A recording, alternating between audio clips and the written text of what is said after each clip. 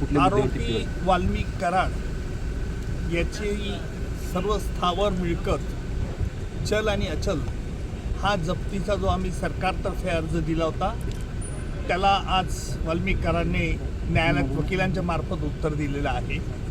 त्या अर्जाची चौकशी 17 तारखेला होईल आणि त्या अर्जावर त्याचा युक्तिवाद माझे सहकारी ॲडव्होकेट कोल्हे हे करतील।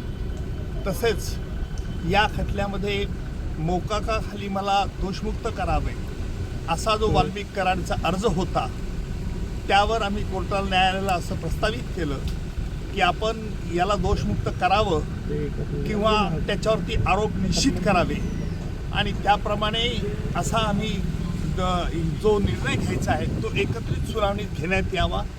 अर्थात त्यावरती न्यायालयाने आणि अर्थात बचाव पक्षांच्या वकिलांची हरकत असल्यामुळे बचाव पक्षांच्या तर्फे असं सांगण्यात आलं की प्रथम दोषमुक्तीतून त्याला मोकाखातून त्याला मुक्त करावं, या अर्जावरती चौकशी व्हावी, त्याला आम्ही हरकत नाही असं म्हटलं आणि म्हणून आता वाल्मिक कराडला मोकाच्या तरतुदी लागू होतात किंवा कसं यावरचा 17 तारखेनंतर युक्तिवाद होईल। त्या दरम्यान 17 तारखेला जे काही अर्ज न्यायालयात प्रलंबित होती त्यावरती युक्तिवाद आणि न्यायालय त्यावरती निर्णय येईल।